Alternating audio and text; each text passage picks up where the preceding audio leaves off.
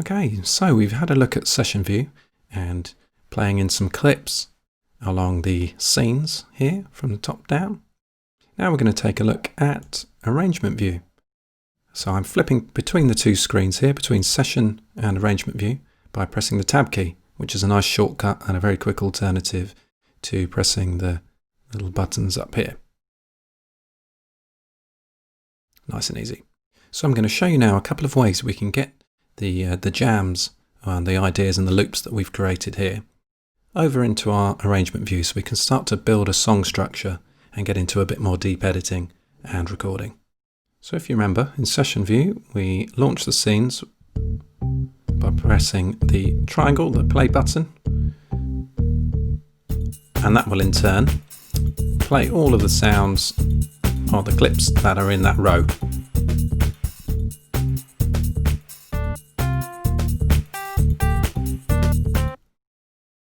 To stop and reset all the scenes, there's a small stop button down here. I'm going to click on that.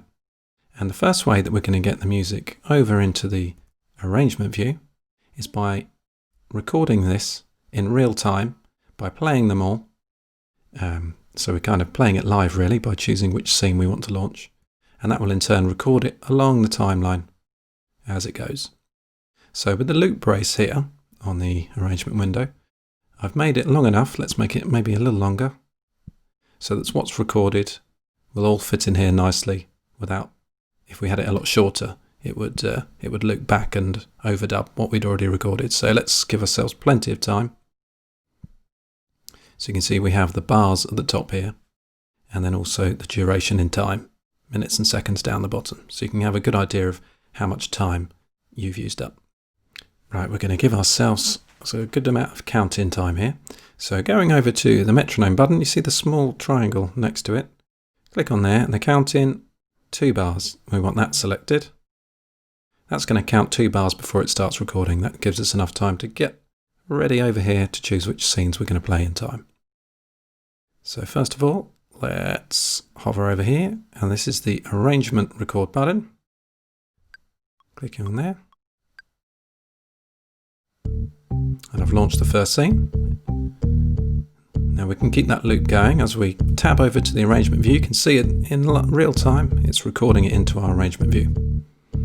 Okay, let's go back.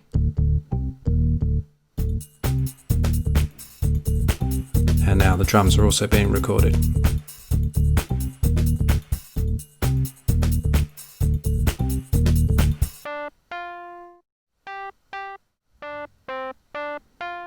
Now let's play the final scene.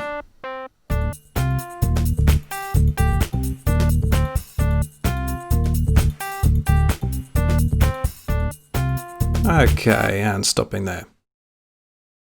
Now you can see these are kind of grayed out at the moment, and that's because we've been launching the scenes and playing the music from the session view.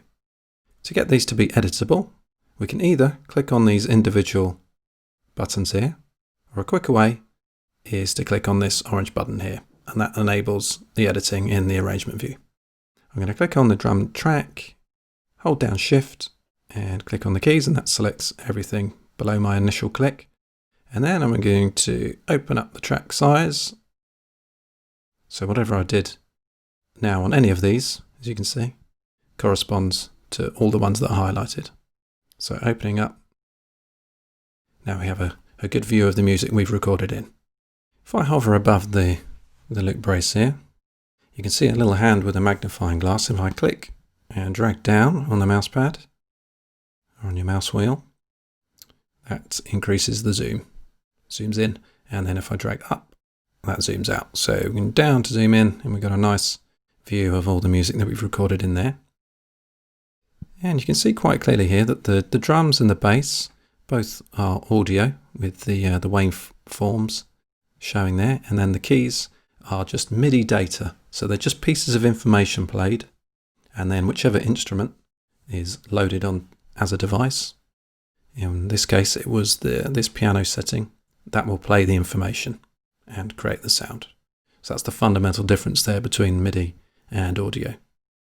We can apply any other instrument onto this track, and it will play in some way or another the notes So whether it's drums, bass, guitar, synth, whatever notes we've played in, that's what the instrument will play.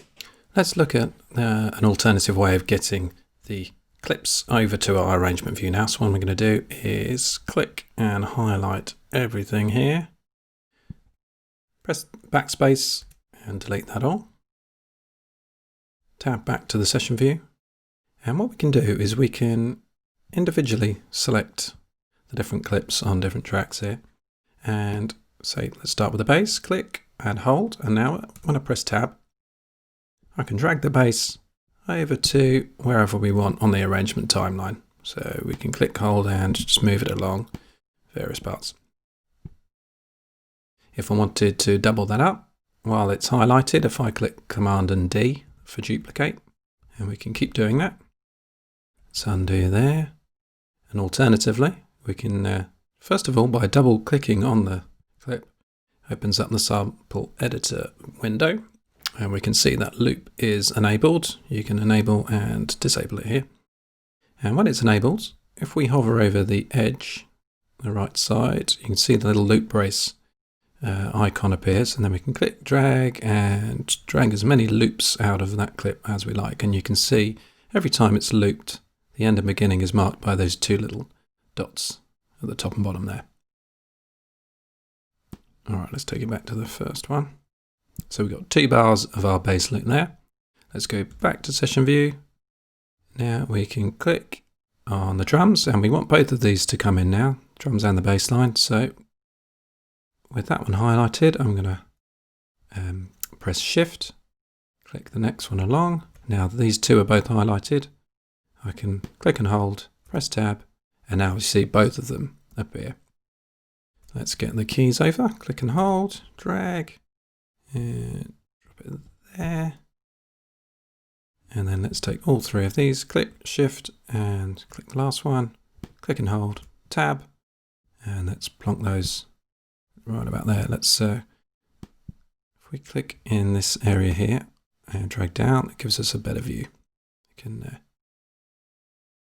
expand our arrangement area. Say we wanted to just listen to this section here over and over if we wanted to make some editing. Whilst it's all highlighted, Command and L brings the loop braces to the ends there. And now if we press play, spacebar,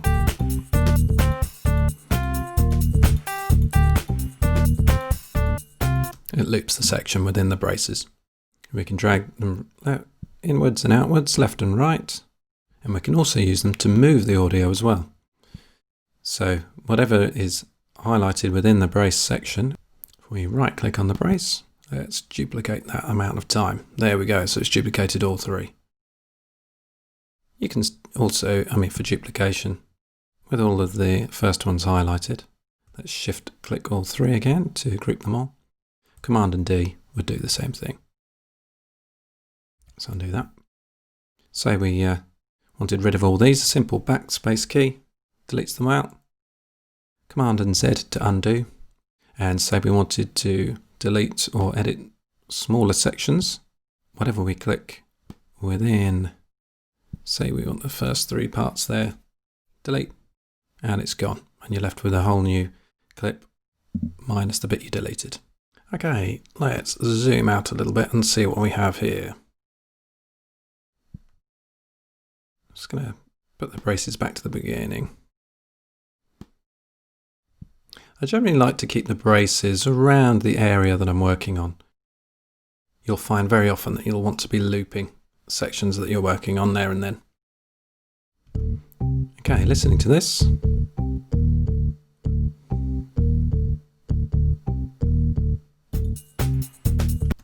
Okay, I'm thinking the bass intro is nice enough, but how about we record some of our own sound to go along with it? I'm thinking a nice clap to go along with the bass line at the beginning before the drums come in. What we're going to do is add a new audio track to record. We can either do that the quick way, which is Command and T for a new track, or if I undo that, we can go up to the menu, Create, Insert Audio Track. All right. Okay, so you can see here my microphone is armed to record. This button is enabled. we have the input type to be an external instrument, and you can see the monitoring is set to auto. I would generally leave this on auto when you're recording instruments in, and this enables us to hear what is happening live in real time as we record. And you can see my voice here is level indicated by the green section here. If we go back to session view, we also have the mixer down here, which shows a clearer view. Okay, I'm going to get ready to do some claps. So I'm going to record actually directly into the timeline here. So I'm going to set the loop brace roughly to the area that we're going to clap, and maybe a little after. I want the first 4 bars worth of claps here, and anything after we can trim off. So we've got our count in of 2 bars ready to go. Let's have the metronome playing whilst we record, because I've got no other rhythmical element to line myself up with. If we had drums at the beginning, for example, you may not need the metronome to keep in time. Okay, hands ready, let's go.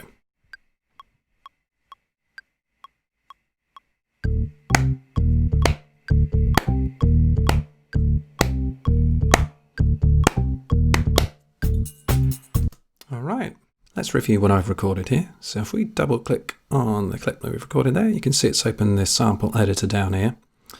And let's drag ourselves a slightly better view. You can see my claps are not quite on the money here. Let's have a quick listen. Yeah, a little off sometimes.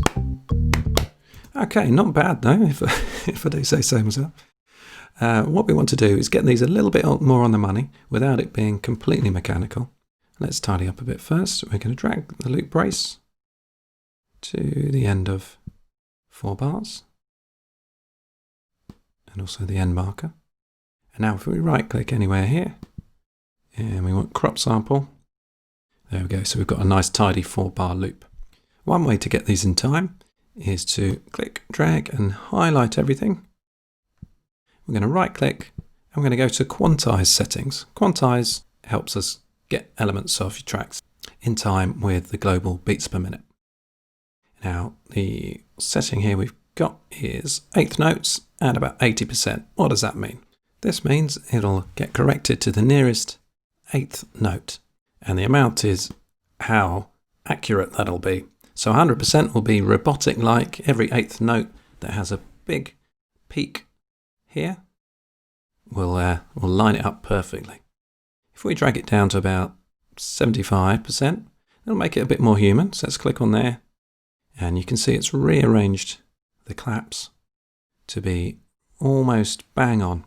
And that's how we want it really. If it's too perfect, you can tell that when you listen back and it sounds a bit too mechanical. We want it a little bit more musical, more free and easy.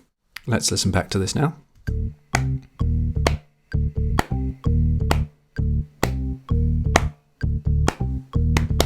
Okay, that sounds pretty good to me.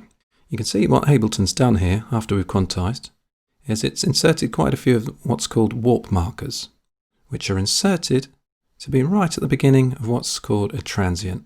So transient is the peak of the sound, normally the snap of a snare or the thump of a kick drum.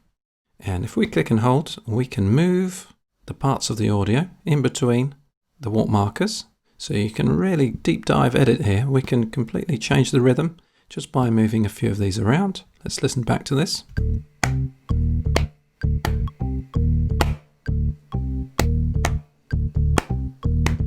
All right, I kind of made a nice happy accident there with the bass line. This one here is a nice offbeat clap. Let's listen back.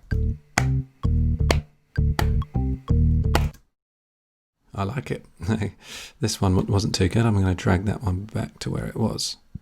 Okay, my default for the way that the audio is warped is complex.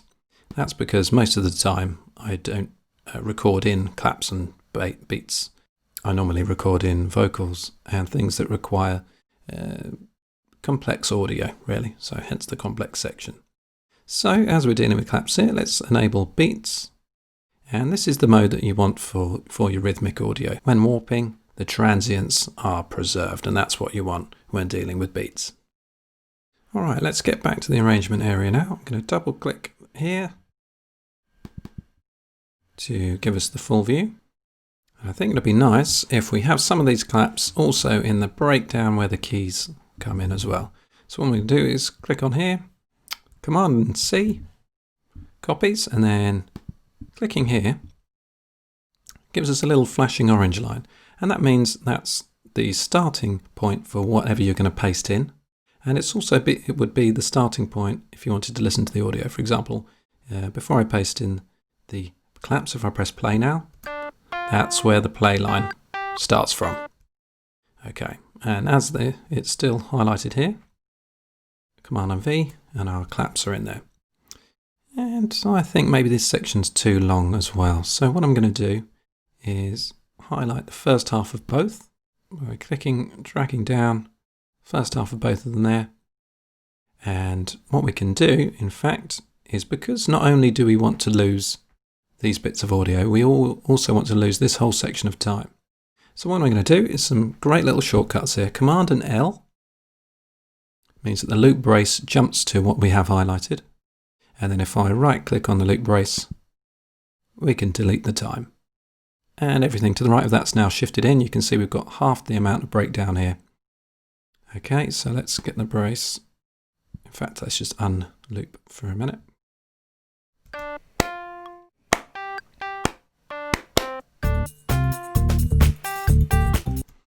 And how about after our breakdown, we have a transposition in key, just to make stuff sound a little bit more interesting as it progresses. So what we can do is we can leave the drums the same. If we double click on the bass line, let's transpose this up to here.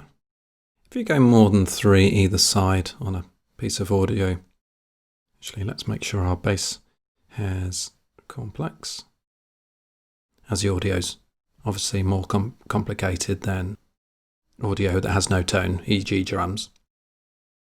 And we have to be careful only to keep the transposition maybe 2 to 3 maximum either way, either side, otherwise it starts to sound a bit unnatural. So we're going to go 2 higher. Let's come out of there. And then with the MIDI clip, this is done differently. Here's a way to do it. We're going to click anywhere here and Command A to select all of the notes. And then you can either click and drag up and down the keyboard for everything, like so. Or a simpler way, if you're only moving 1 or 2 notes, we're going 2 up, it's the arrow keys, we're going up 1, 2. So we've transposed that up 2 semitones as well as the bass. Alright, so let's hear our breakdown, or the second half of our breakdown, and then hear how that changes.